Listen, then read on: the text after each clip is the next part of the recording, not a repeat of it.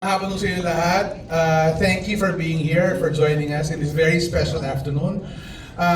We are so proud, me and the entire cast and the creative team and the staff and crew.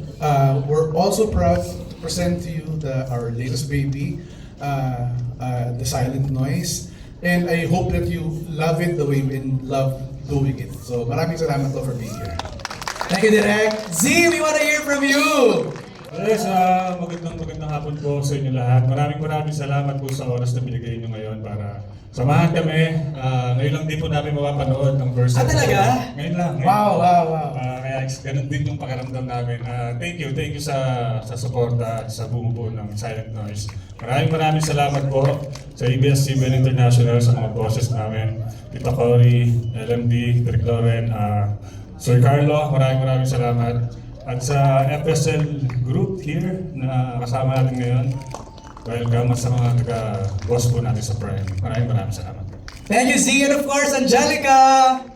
Hi, good afternoon po sa inyong lahat. Of course, gusto ko rin magpasalamat tulad ng mga sinabi nila sa lahat ng nandito para suportahan kami at mapanood ang unang episode ng The Silent Noise. Sabi nga ni Direk Onat, nag-enjoy kaming gawin to. Totoo yun. Mahirap siya pero masaya siyang gawin. Marami kaming natutunan along the way and sana yun din ang maramdaman ninyo.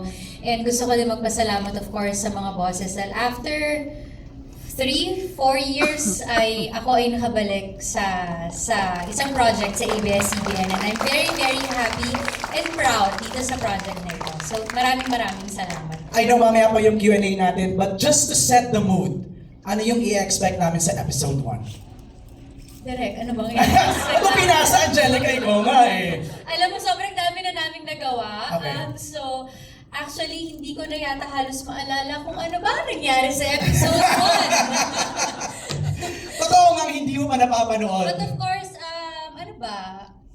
Makikilala nyo ang buong Carpio family at ang lahat ng characters ng aming munting palabas. And you will get to know them in the most interesting way possible. Wow, exciting. Maraming salamat, Angge, Z, and Direk Onat.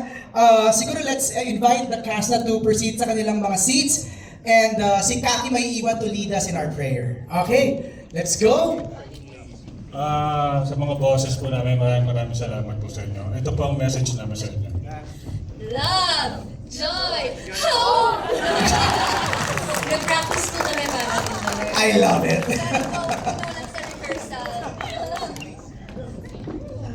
Alright, hintay lang natin na makasettle yung ating cast and Kaki will lead us sa ating opening prayer.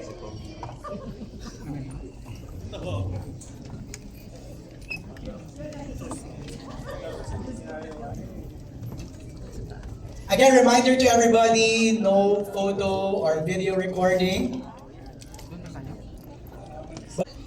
At ang kanyang ginamit na phrase is in the most interesting way.